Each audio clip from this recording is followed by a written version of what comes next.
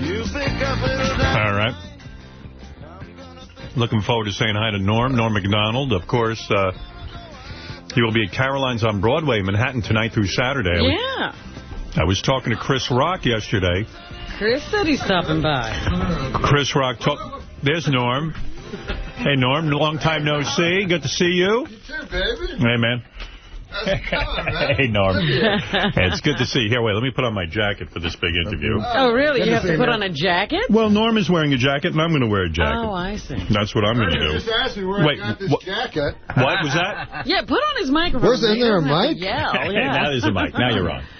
I'm sorry. Where is the mic? It's in on your headphones. It's on your headset. Oh, it is? How's that? On my cans? On your cans. You've got great cans. It's like Howard Cosell. Hey, listen. Yes. Artie was just asking me where I got this jacket, and it just occurred to me, you gave me this motherfucker. Did I? For what occasion? I asked you if I could have it. Is that a Howard Stern jacket? No, it's called Lugs. Oh, yeah. L-U-G-Z. That's right. That was a long time ago. Yeah. Hey, you like that jacket? You want another one? Is that what you're looking at? Is that why you're here? Norm, I got to ask you. I sit down. I can't see Artie. Sit down. That's why he does that. Norm, where have you been? That's the main question everyone wants me to ask you. Are you still working? Yeah. No. He's in movie jail. I can't tell you how many conversations I've had. You know I'm a big fan. Yeah. And I can't tell you how many conversations I've had with various people, friends and things like that, who are fans as well. Uh-huh. And we go, like, whatever happened to Norm? Like, Norm's just kind of like, you kind of went off. Yeah. After your divorce, maybe that's what triggered it or whatever. What? And you... He had a couple of TV shows. You knew where he was then. You had the Norm show. You had the movie you did with Artie. Yeah. Everything with Artie. And but it was almost like you went off and became an actuary or something. Like What's that word? Yeah, did you change careers? What's an actuary? The guy who does the tables on life expectancy for the insurance companies. Yeah, you couldn't be more wrong. Did you retire, or did you retire? Did you think of getting out of the business? When I was with the actuary business? No, really, what happened to you? Where have you been? What do you mean, really? You fucking brought up actuary. No, it's like you're hiding. And then you're acting like I brought it up. Why would you bring up a word no one knows what it is? Yeah, exactly. Why would you? Why'd you do that? You did that. I did that? You just said actuary. I did do that.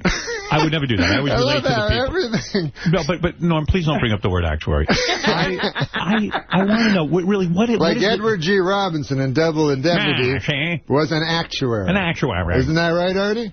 Listen to me, Norm. Artie's eating, please. Yeah, don't interrupt. Don't interrupt. This is his time to eat. Would you say that you did take a sort of a look at your career and just said, hey, I want to back off for a while and just Are you reinventing yourself? Yeah. What's going on, really? Me? Yeah. No, I'm doing what I always do. I do what I always do. You do your stand-up. Right. Yeah. But I mean, you stopped doing, like, Letterman. I didn't see you anywhere for a while. Well, if I'm in New York, but I'm never in New York. So I just do stand-up, right? Right.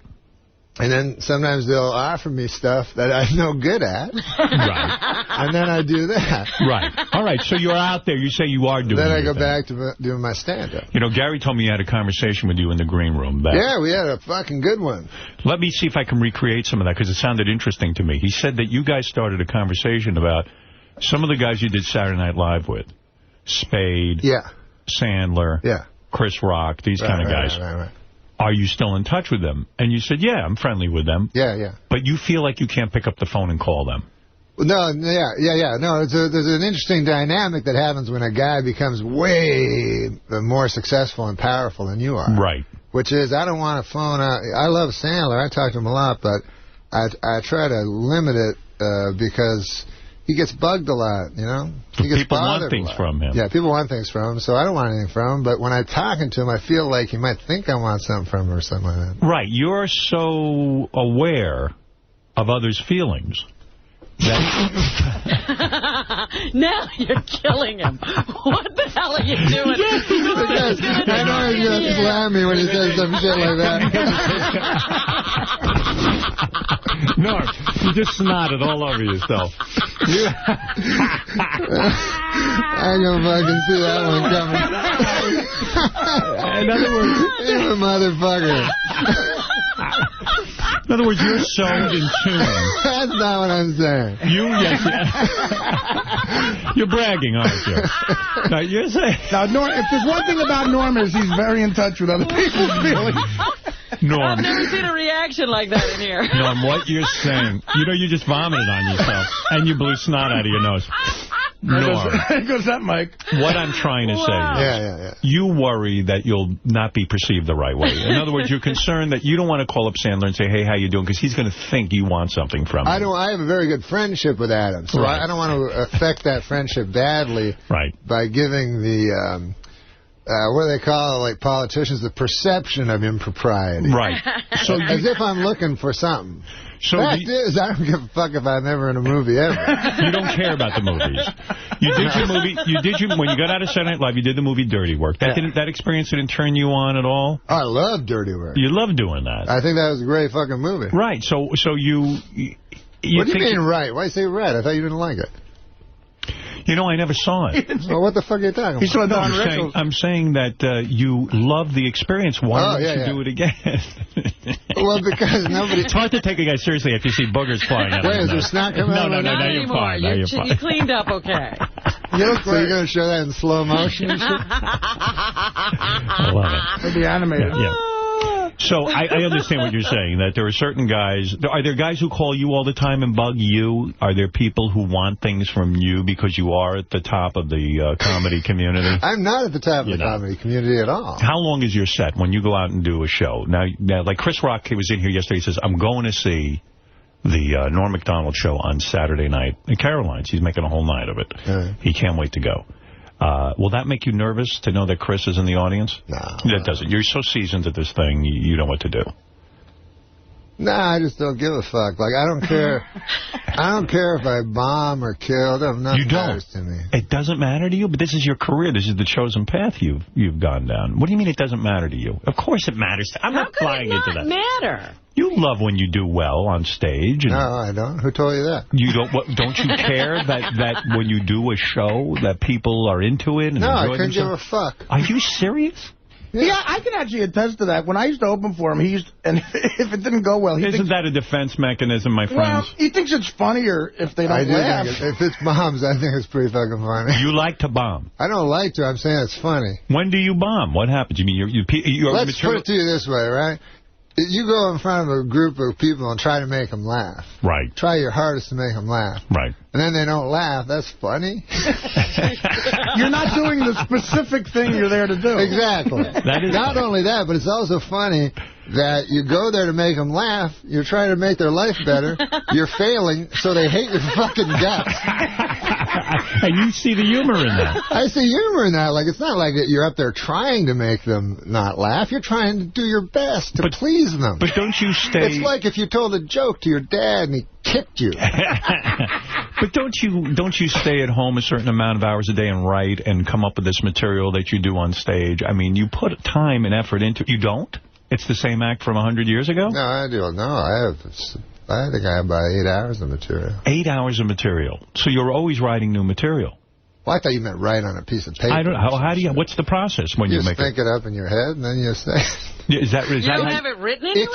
If you're afraid you're gonna forget it, you put it on a napkin. You put like Brezhnev or whatever. No, but let's say you have a great He joke. does a lot of current stuff. You're a big McCain guy, right? So, like, let's say you have a joke about Obama. I'm a big McCain guy. I heard you were supporting John McCain. Jesus, where the fuck do you get your information? Is that wrong? Steve Langford? Yes. Are you not supporting John McCain? Are you an Obama guy? Is that what's going on? Well, I'm afraid of this Sarah Palin lady. You don't like her? No, sir. Why don't you like her? I would think you... fundamentalist Christian. That scares the shit out of you. Yeah. Yet you're a pro-life guy. You're way into all that kind of stuff. When did he get to be pro-life? I know this about him. Yeah, whatever. Yeah. I thought on Bill O'Reilly you said that you support McCain. I said I agree with him on pro-life. You do. You agree with him on pro-life. But you're not a McCain supporter. No, right now, if I had to vote tomorrow, and I had American citizenship. Yeah, that's right.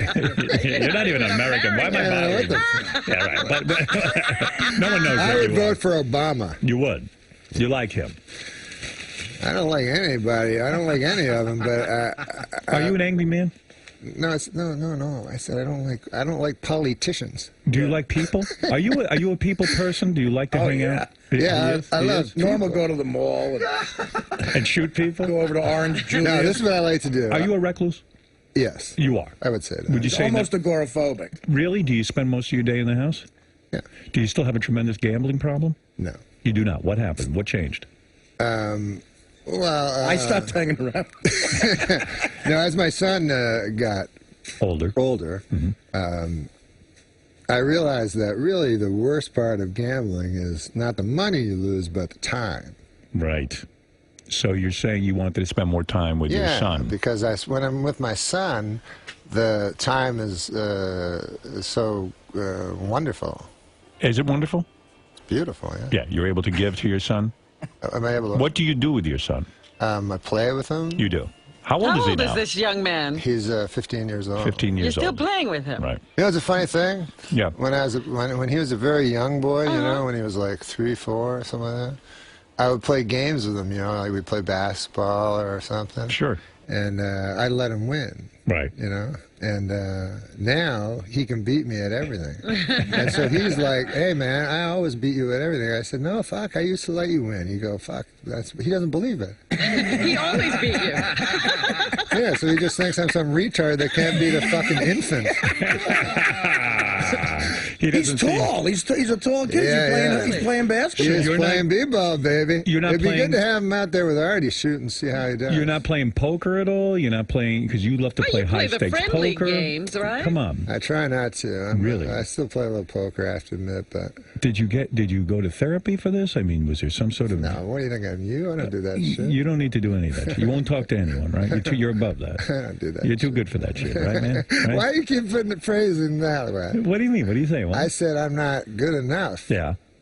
I'll tell you what, this is what happened to me with the psychiatrist once. I think this is why I don't do it anymore. You did go to a psychiatrist. When I was a young man, I yes. was like 17 or trouble kid, and they sent me to a psychiatrist. Right. And I talked to the guy, and I talked to him twice, right? Right. Next week, he fucking commits suicide. Is that true? So it's in the paper that I'm reading about. The guy's the worst fucking life ever. Like coke and again, you know. I mean, I shouldn't say the worst, but you know, just the worst fucking life. And I felt so bad because here I am yammering to him on his last week of life about, my God, my mother. You know, so, you were labeled as a troubled child? Is that true? I was a bit troubled. What behaviors led to them labeling you? What were you doing? What behaviors led to them labeling you a troubled child? I mean, something must have happened to commit you to a psychiatrist. Well, albeit a bad one, but nevertheless. It was all happening in Canada, you know. Canada. You can't talk about it because it happened in Canada? No, I'm saying... You know what happens in Canada stays in Canada. But seriously, what led to... Hey, you want to hear a joke from my act? Yes. I do. He must have done something really bad. No, it's about that whatever happened in Vegas stays in Vegas. Go ahead, yeah, I want to hear that fucking whatever happens in Vegas stays in Vegas? Yeah, I heard that. I heard that. So actually, it doesn't really stay. Like you can't. It's not like you can kill a person and then leave Vegas and everything's cool. You know what I mean? So what I did was I looked at that phrase. What it actually means is basically you can go to Vegas, fuck a prostitute, and then she will not tell your wife. Right. That's exactly what they're saying. You're saying... Not like those gossipy small town whores. You're saying... Back to where you come from. I'm saying back at home, they're blabbermouths. You're saying, in other words... They're sitting in the beauty parlor going, oh, you're married to Hank Johnson? I fucking shit on his face last night. In other words, it's a small world. There are certain people who literally think they could go to Vegas and do anything they want and it will stay in Vegas. And they're completely wrong. Of course. And they should be more literal in the translation of what happens in Vegas. Yes, they should say, Because some people are dumb. They don't get it. They don't know. No. You're saying the slogan should be, if you fuck a whore in Vegas, your wife won't find out. That's it. Right. They're very discreet. Yeah, I like that act. That's what you're going to be doing at Caroline's? I would go see that. That's a joke. I like that joke. But why were you labeled a troubled child? Yeah. What happened that specifically sent you to the psychiatrist? Oh, no, everybody goes. You go. No, when I was 17, they didn't send me to a psychiatrist. My father looked at me, raised his fist, and said, "Here's your psychiatrist." He was a good dad. You must have acted out in some way. Did you get arrested? You've gotten a psychiatrist. Oh, I'm in there 4 days a week now. Well, what the fuck are you asking me? Why? I'm asking you at 17. What led them to put you in a? You said you were a troubled child. How old are you? Right now, 54. And you're going to a psychiatrist 4 days a week? 3 days now. 3 days a week? Yeah. I'm 17. I go one fucking time. I'm the guy that's fucked up? All right, listen. You got to give your head a shake. Listen, I was shocked. Hey, what do you think of that, man? I was thinking of using that as my... Tagline? Tagline, yeah. For a comedy? I like it. Hey, give your head a shake. Like the guy who says hamburger at the end? You know that? There's a guy out there. Funniest motherfucker ever. No. There's a black guy. His entire act at the end, he goes hamburger. Just like that. Yeah, that's his line. But it's funny. It is funny. It works. So what is now your new no line? No matter what he says. And what's your so you go, what happens in Vegas stays in Vegas. Hamburger. And at first you hate it, but like 5 minutes in, you're laughing your ass off. You like it. Where's a big cowboy hat? Yeah, hamburger. He's got a lot of gimmicks going on at once. You don't miss the movies. You don't miss Saturday Night Live.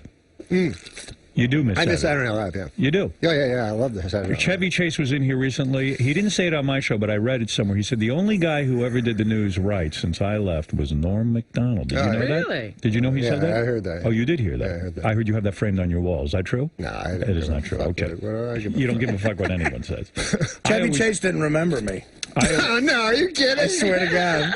We shot pool and shit. I know. Well, I mean, listen, he remembered you. He didn't remember Chevy me. remembers you. He doesn't remember working with Artie, no. He got up and he said, "Nice to meet you." Artie said, "We worked together." He goes, "Really? When?" Yeah, what film? What film was that? The midget film? I said, "Dirty Work." You know what happened with Chevy when he was on? Because he was having trouble with you, because you would phone him and wake him up and all that shit. We were not friends back then, right. So I told him, I said, Chevy, fucking phone Howard, and just, if you like him, he'll like you, it's over. That's it. And now we're friends. We're the best of friends now. That's how it works. That's good. So anyway, I was shocked. Because remember he said he was at a Yankees game, and a guy came up and called his daughter a cunt. That's right. Yeah, actually, he spoke about you quite a bit there. Right, I'm sure. Listen to me, Norm. You don't age, man. You look good. I look good? Thank you. And you look good. Thanks, pal. Yeah, you look real good. Man. You put on a little weight, but it looks good on you. You look I'm working big. out? No, it's just fat. You're fat now? Well, it's like, but it's proportion. No, I got abs and shit. Listen, I always talk about Norm being a good-looking guy. He always got he's quietly going back. He scored some big ones. Who was it I heard you had? Can I mention someone I heard that you had sex with?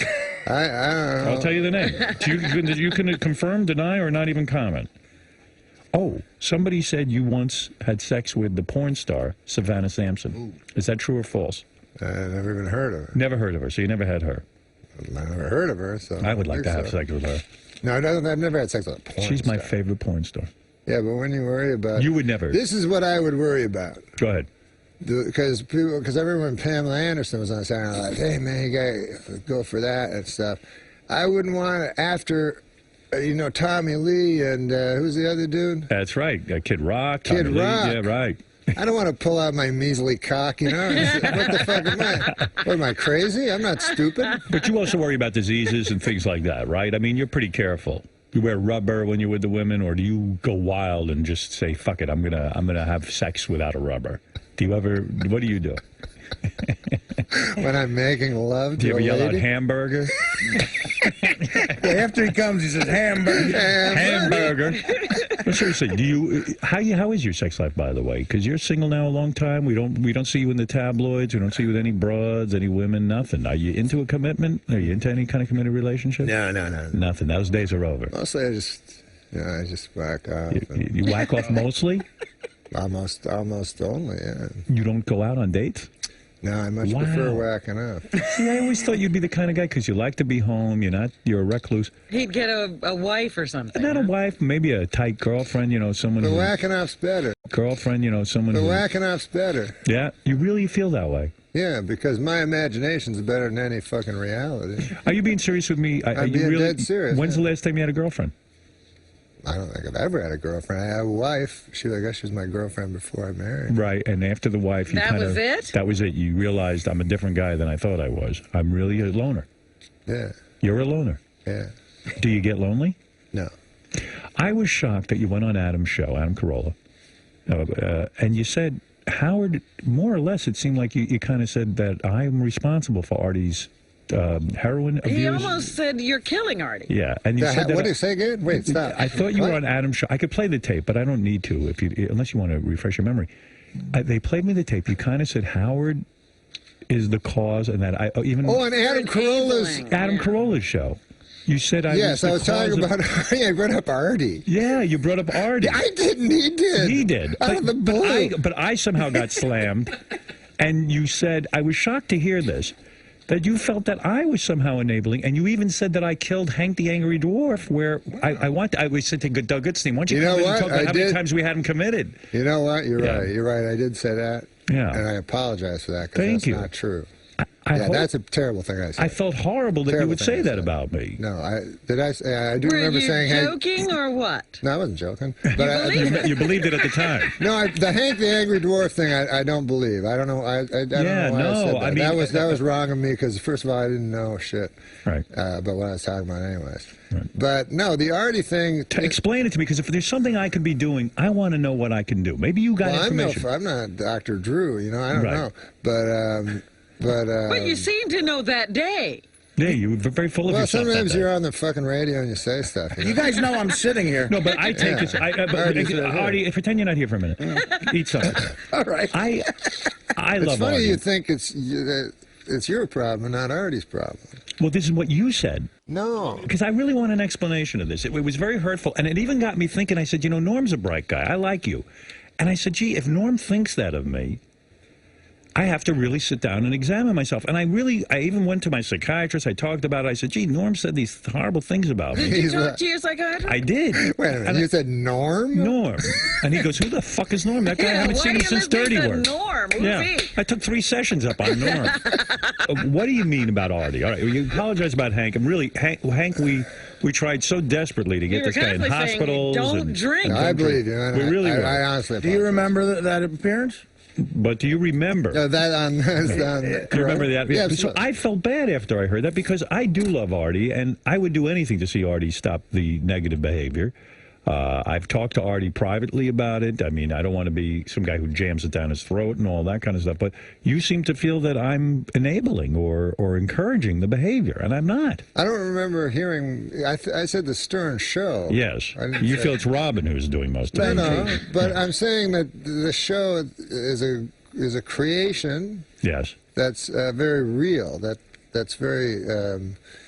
it's at its most interesting when the guest is at his most honest. Yes, so that's true. Artie is probably as honest as you're going to find. Yes, he's terrific. And as provocative as you're going to find. Yes. Right? Yes. So then there at 4, that makes the show hugely entertaining. That is true. And isn't that what you're going for? Well, I'm always into honesty, but I mean... But how is that enabling him or encouraging him to do destructive things? Well, I don't know. For instance, let me ask you this. I don't think you know either. Let me ask you I don't think anyone knows. No. I just, let me ask you this. I put it out there, and but everyone blames me. No, I'm not blaming, but I'm saying when Artie threw the thing at Teddy and shit, right? Right.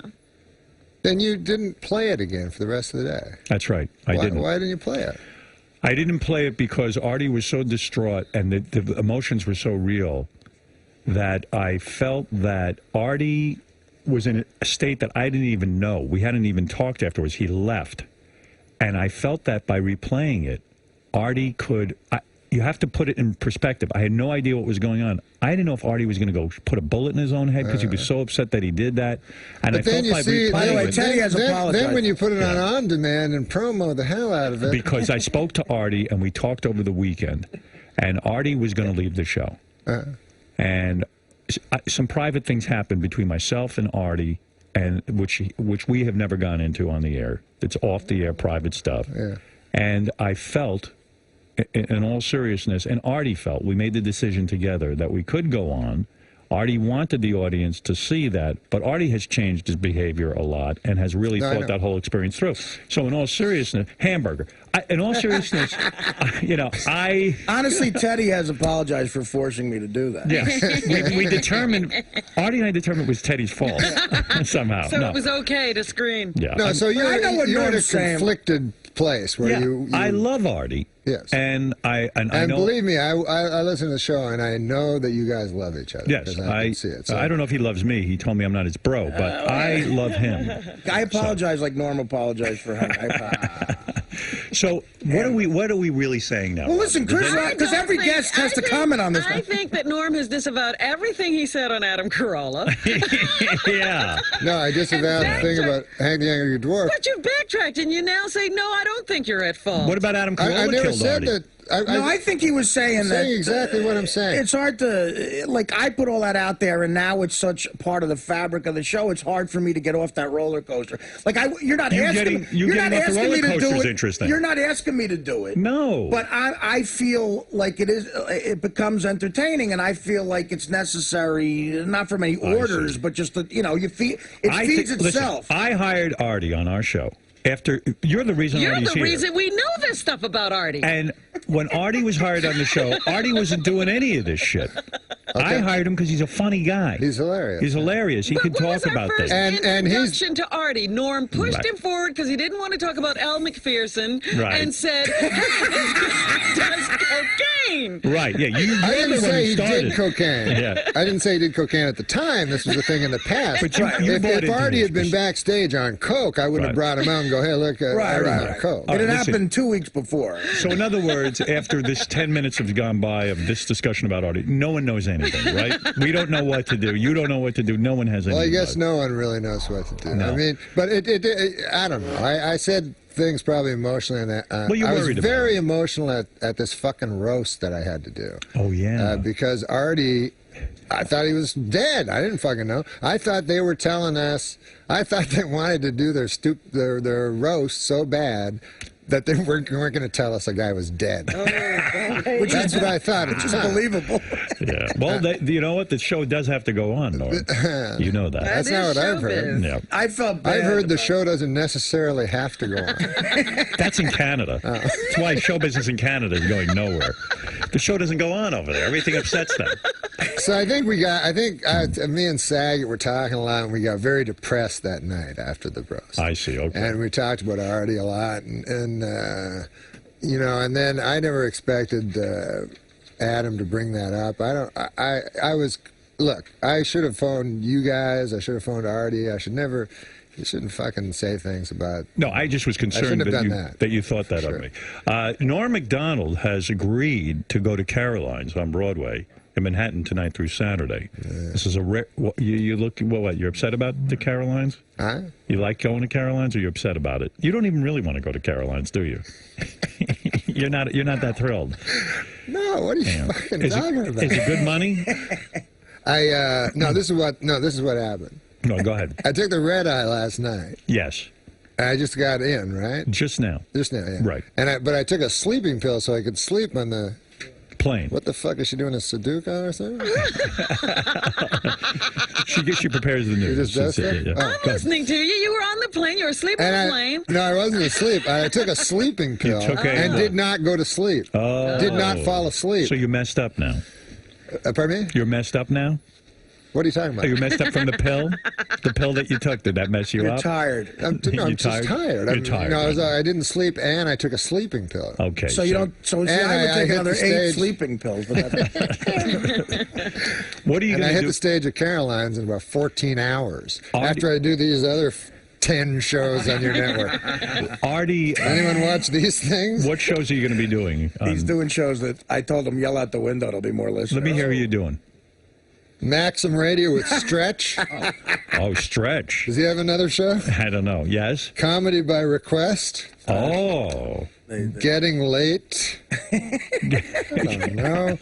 But all I know is it ends at 5. Wow. Oh, you're going to be here all day. Brewer on the Hey. No, Brewer Unleashed. Oh, Brewer. You know That's Brewer, Jim Brewer. But he's not here. Oh, he's not? He doesn't do the show from here? I think he's doing it. I think he didn't come in. He's doing it from his house. Oh, no. Oh, no. He didn't even come in to see you, Brewer. Yeah. I thought I got to do it from my house.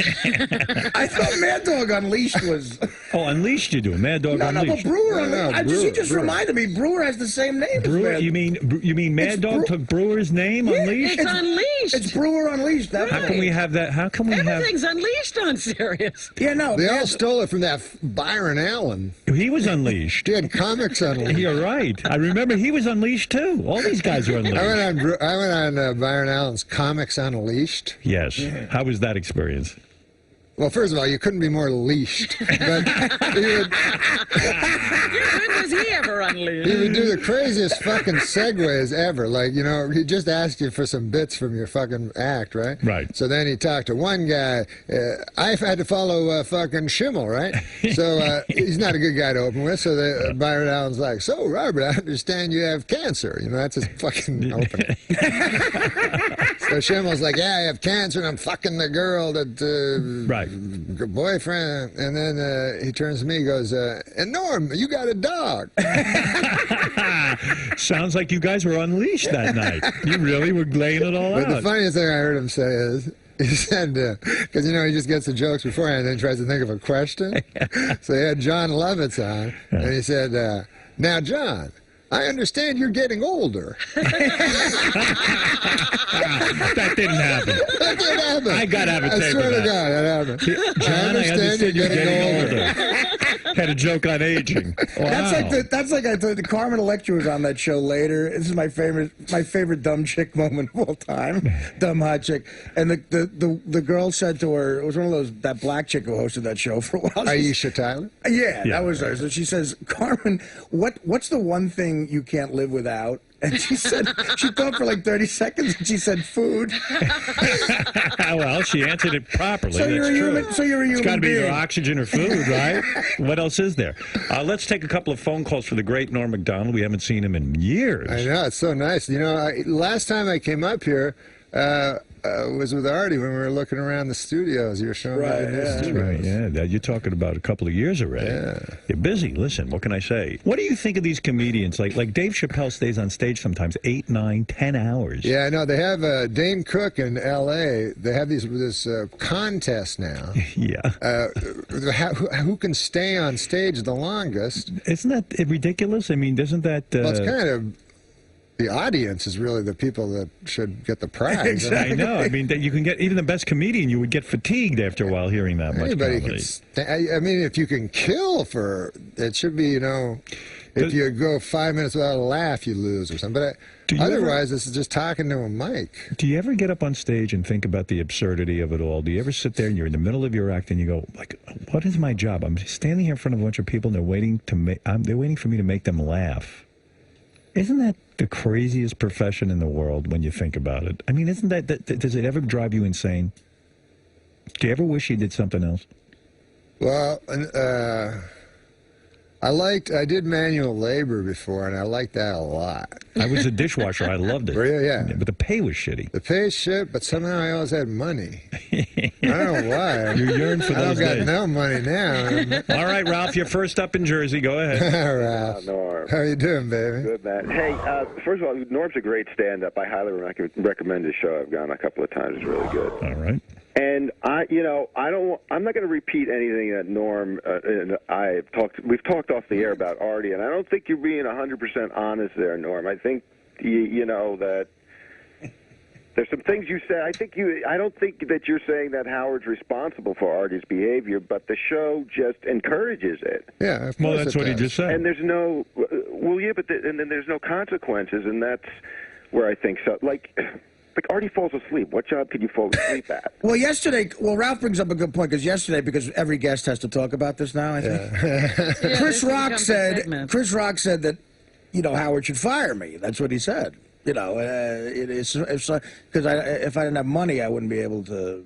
Well, if you weren't so funny, you would be fired. I mean, that's the bottom line. Do you recommend that I fire Artie? But get away with it because you're so funny. But if Chris Rock said that, he's incorrect. That's not the right move. If there is a job that you can fall asleep at, Sure. Because already falls asleep. That's right. Guy's sitting right there. Let's go to Debbie. Debbie needs to speak to you, Norm. Go ahead. Hey, Norm. Hi, I was wondering what you think about Artie always complaining about movie Dirty Work, because I think it's hilarious. And in his DVD, he gives people money back for if they paid for it. Yeah, no, that's funny. No, it's funny because Dirty Work is a movie that's you know, just how can I put it? It's just bad. It's hilarious. I know it is a funny movie. I can't apologize for it. Chevy Chase was in it, and he said that unfortunately he was disappointed because it was really like an R-rated script, and then the studios got a hold of it and cut out a lot of funny stuff. The studios. Why does Artie apologize for it? Yeah, well, no, I mean, I love the movie too, but it's a movie that's fun to make. Listen, the kid at my shows, they have 50 DVDs, and they asked me to sign it on stage, so I thought of a joke for it. Did the movie make any money? No, it did not make any money. But the funny thing was, Chevy's right, because I remember the fucking there was that guy Greg. Remember? There was a guy from MGM, you know. So the movie was pretty fucking dirty, I thought, and they kept going, "Nah, this is a PG movie," you know. And we're like, really? Like, it seems like an R movie. You know? We're saying a lot of dirty stuff in here, and we're doing dirty things. And no, man, it's fine. So we didn't do any retakes or anything, like a clean version, you know. Right. Then they gave it to the MPAA for notes, and they gave the script back with no notes. Usually they make little notes. Sure. They said, "What are you fucking guys crazy?" You know. They didn't even fucking dignify with a single note because the whole thing was so dirty. Was so obviously an R movie. Wow. So then we didn't have any fucking backups. We had to cut scenes. We had to do retarded looping. That looked like nothing. I would like to see the original version. You know, Artie does that joke. He says, "If anyone didn't like Dirty Work, I'll return your money." You know, he's already returned $90 million. The guy's bankrupt. You know what it is? That's very flawed. Yeah, Ralph. Howard. How could the movie be a failure if you returned $90 million? But it wasn't logical what I just said. Ralph, go ahead. So I'm at dinner with Norm once, or lunch or something. We're at a big table, like all these people sitting around, and Norm puts his hand on my leg, not rubbing my leg or anything, just puts his hand on my leg. And I don't know, like, it was weird, but, you know, Norm's a weird guy. I don't know, like, maybe he was fucked up. I don't know. His hand was just, like, on my leg. You didn't knock it away, did you? And then 5 minutes later, Norm goes, "Hey, you know, Ralph is a fag. I've had my hand on his leg, and he hasn't moved." That's how I test people. You test them. So you believe Ralph is gay? I test people to find out if they're fags, and that's one of my tests. Can you imagine letting a fucking dude grab your leg for 5 minutes? You mean Ralph didn't say anything? Not a fucking word. Ralph, you're gay. Aren't you the fag for grabbing my leg? No, he's testing you. Norm, you are a genius. I really mean that. You might be the greatest genius of all time. You are the only one who figured out that Ralph really is gay. Why wouldn't you make Ralph? Why wouldn't you make Norm remove his hand? Yeah, say, what are you doing? What? I don't know. I found it funny. I didn't know. And if he grabbed your cock, would that have been funny? I've been giving Ralph a hand job for 20 minutes. That was later. Norm, you are a genius. He laughed. I love that. Norm blew me too, but I like how it becomes the other guy now. Let's go to thank you, Ralph. That's why I test if guys are fat. All right. Have you tested anyone else as a fag, or is that the only? He tried it the first day of Dirty Work. I fucking punched him in the face. Yeah, you see, and you knew he wasn't a fag. No, I knew he was a fag. He overreacted. Everybody's gay. I patted him on his shoulder. That's all. You must think I'm super heterosexual. You never tested me like that. You ain't no fag. That's right. Nick, go ahead. You're on. Howard, I just wanted to say that this is the funniest interview. I'm literally pissing my pants. Norm is terrific. Right on point, and he's the funniest son of a bitch who's ever taken a sip of water, as far as I'm concerned. Then you'll want to go see him at Caroline's on Broadway. Absolutely. You better get over there. So what's the plan? I'm scampering right down there. He has all these old-timey expressions. I was camping right down there.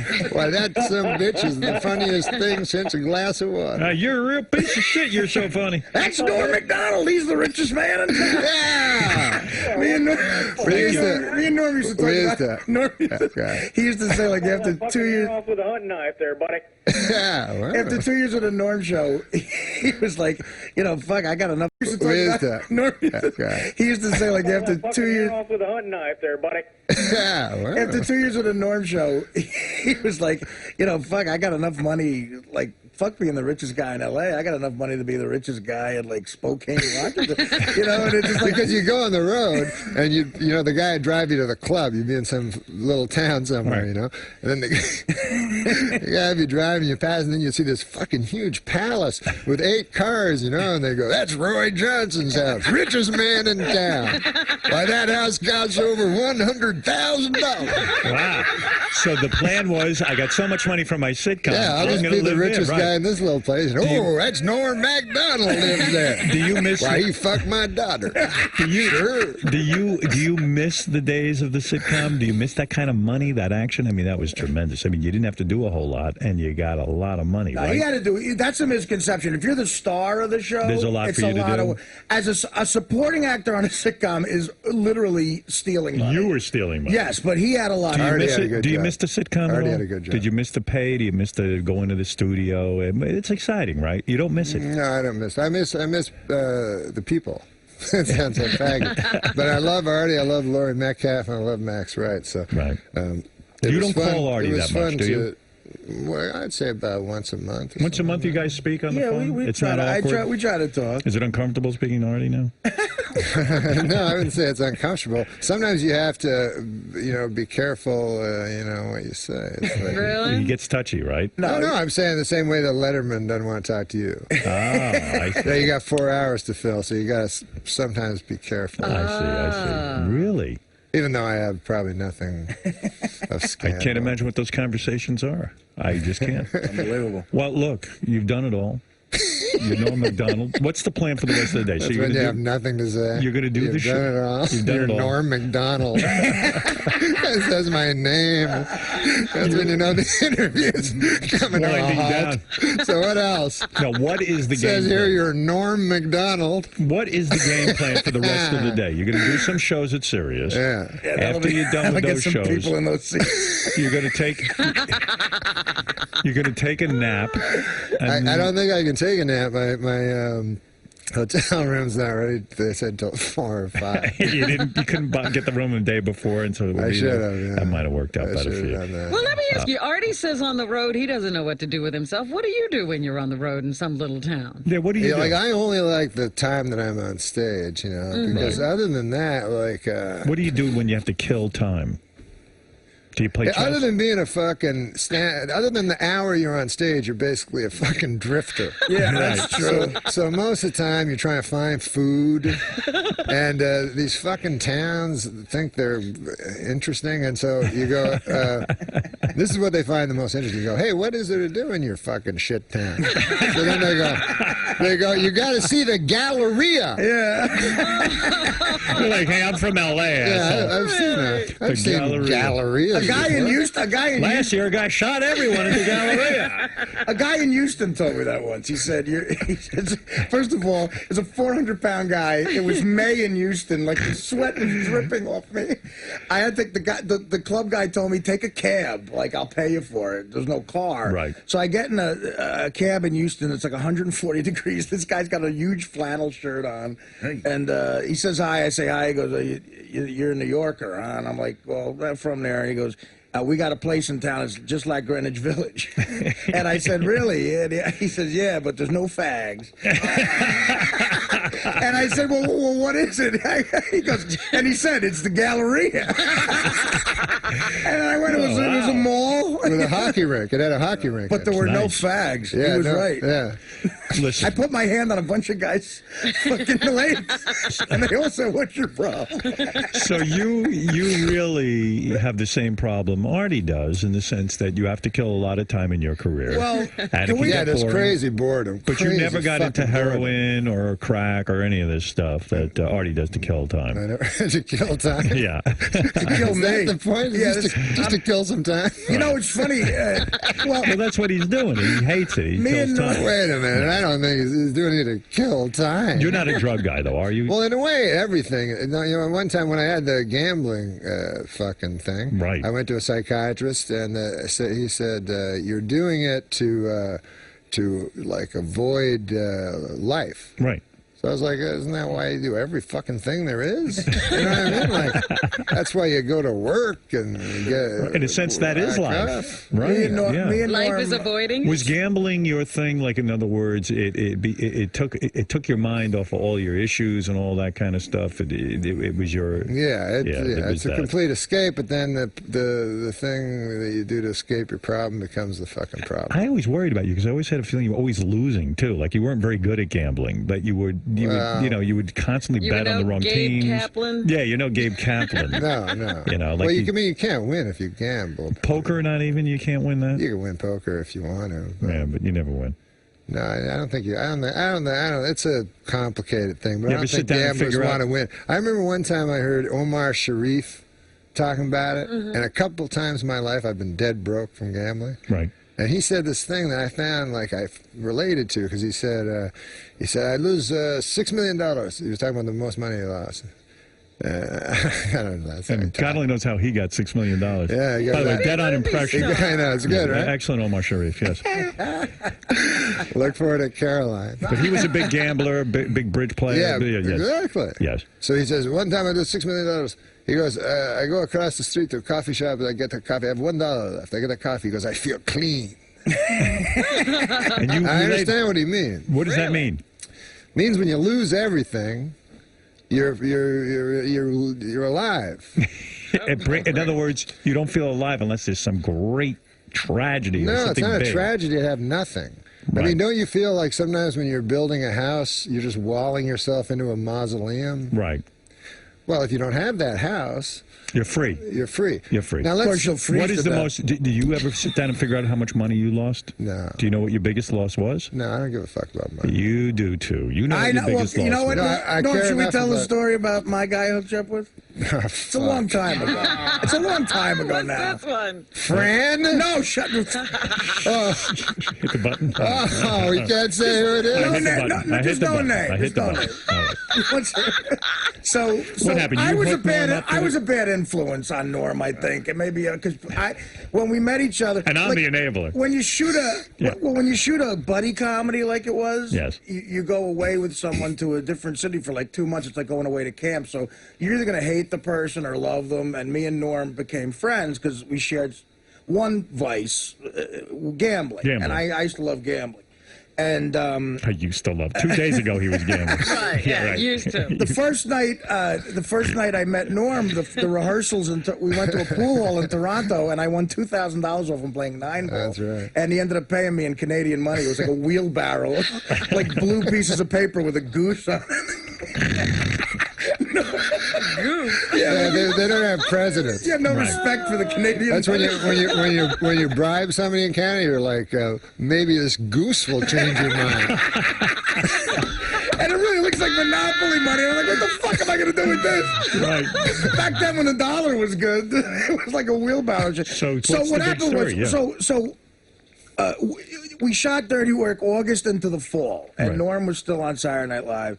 And I started, in lieu of other things, halfway through the shoot, I started phoning this kid I know who was a runner for a bookie. So I start calling this guy, and I'm making a lot of bets. And see, Norm wasn't gambling at the time. He was really into work. He was shooting the film, and he was going back to SNL. The last few weeks, he had to go do SNL. All right, and the movie, he's busy. Right.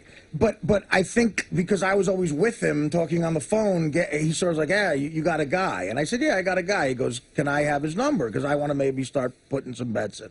So this bet that ruined... Too degenerate. This bet that ruined me and Norm, because when we went on the road and I opened for Norm, and this is what we did. You talk about killing time. This was a problem.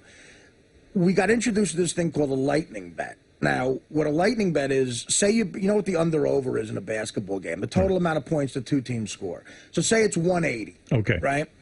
If you lightning $1,000 on the over, when they hit 180, every fucking point they score after that, you win $1,000. I like that. So it's like sick. Nice. That's free money. It's sick. Every layup is $2,000. So like if it's at 180 when they go into overtime, every single basket's $2,000. It's insanity. But every point it's under 180. You lose 1,100 because of the vig. Right. Okay, so it's craziness. Right. It really is like that's a dangerous bet. Right. It's a dangerous bet.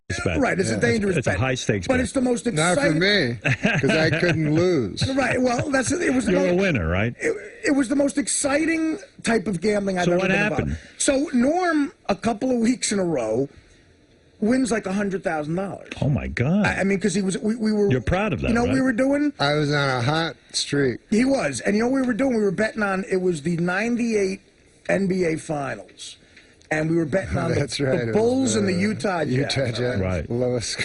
So so Norm like 3 weeks in a row wins wins $100,000. Wow. And you couldn't stop there, Norm, right? You couldn't say, I got a couple of hundred. The guy. I'm done. Well, here's what happened. He gave it all. I can buy the biggest house in Albuquerque and be that guy. Here's what happened. He gave it all back, and then he was even again. Now Norm loses 3 weeks in a row. Oh, my God. About the same amount of money. And Norm, being a good man, pays the guy off. Now, a couple of those weeks, I would win like $8,000, and we'd pick up the money from Norm. There'd be a shopping bag of hundreds. Like the kid I was going in with, the runner for the bookies, a kid I go up with, you know, I was like, he's like, I don't want to go into New York by myself. It's a lot of money. So we would go in and he'd get the shopping bag of $100,000 from Norm. Jeez. And we would drive to this like factory in Jersey and he'd peel off my $8,000 that I wanted. Didn't even make a dent in the fucking. How do you know Norm wants this on the air? We were well, he knows what I was going to say. It. He knows what This is a long time ago, man. He's a different guy. Yeah. So. No, he's not. Well, but listen to what happened, and this is why I don't talk to this kid anymore. Right. So Norm, being an honorable guy, pays off every week. Right.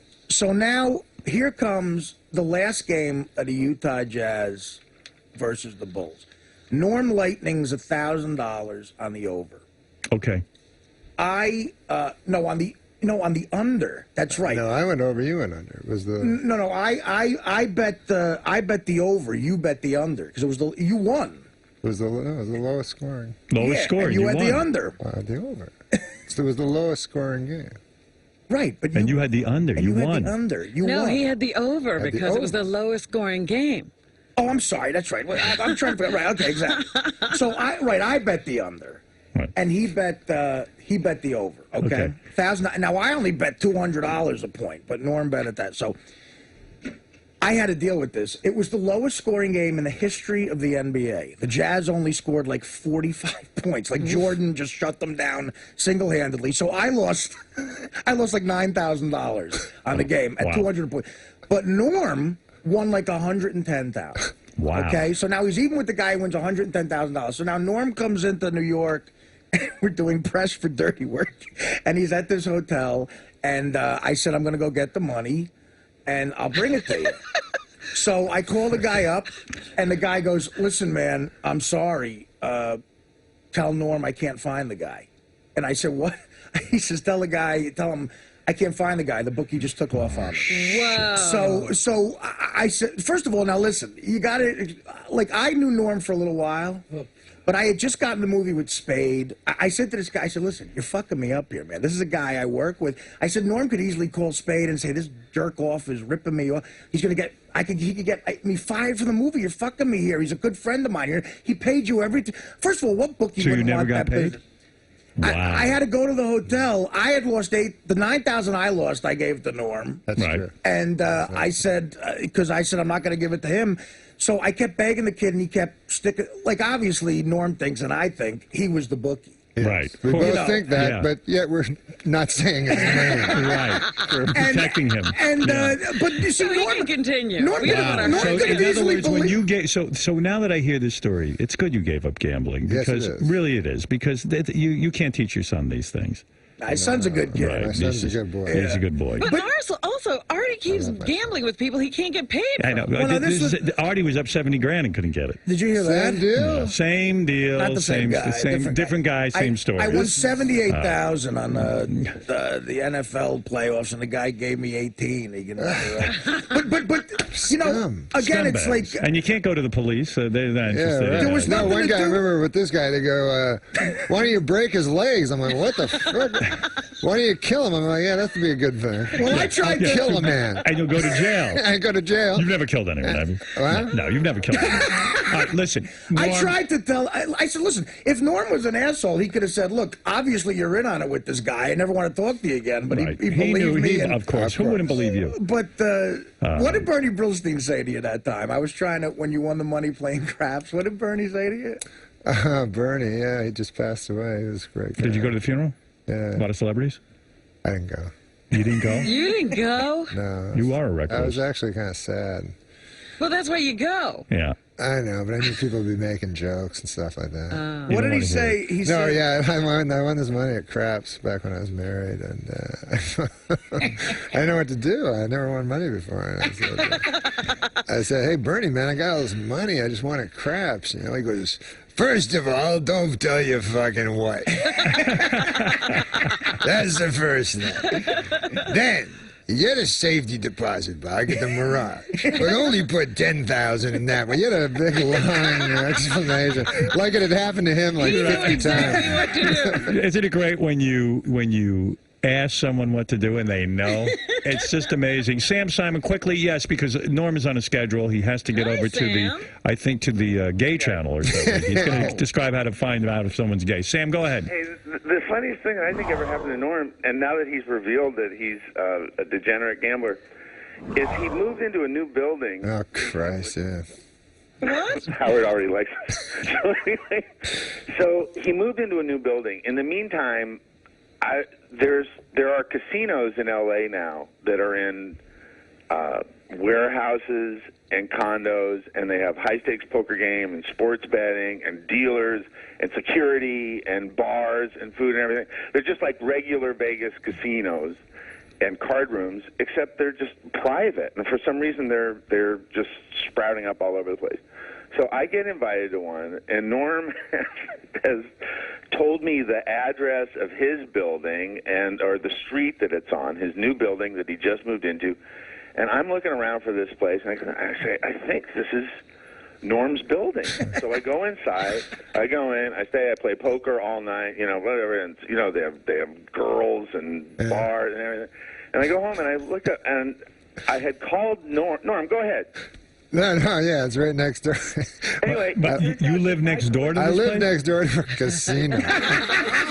Now, let me ask you something. It's the worst luck of all you live time. next door to a casino, so that's terrible for you. He just found it, forget how bad it would be if you moved into a new building and there's a casino. Right inside. This is Norm. It's 25 feet from his front door. They must have wiped you out, Next door neighbor. No, I haven't gotten in yet. You don't worry about money? Like, you don't worry that you could lose it all? Of course I do. I would hope so. I would think so. Do you have investments and things? Yeah. Yeah, okay. No, I don't have investments. You don't have any investments? No. It's on a mattress somewhere. It's on a shopping bag. In a bank or whatever. With Canadian money. You trust these banks? But I went to that casino because the guy called me in, Sam. Yeah. And Levon? Yeah, Levon. All right, hey Sam, I gotta go. Okay, thanks. All right, Sam. When you get together, guys, I was gonna say, when you get together and you tell stories about losing and gambling, all of Sam's stories about a bad experience in gambling is he won so much he can't carry his chips. The great Norm MacDonald, and go see him. Norm MacDonald, the richest man in town. Yes, go see him. In most towns. In most towns, he's man owns a Lincoln. Lincoln Continental. That guy's got a Coupe de Ville. Great seeing you, Norm. Don't stay away so many years next time. No, absolutely not. All right, the great Norm MacDonald. We'll be back right after this. Norm. Yes, sir. Lightning bets. You've piqued my interest. I've never heard of that before. You don't want to do that shit. It's a gambler's heroin. It is. It is like crack because from the beginning of the game, right, your heart's racing. Like if you have the over, you start the game down 180,000. Norm, thanks for coming down today, man. Thanks, man. Respect.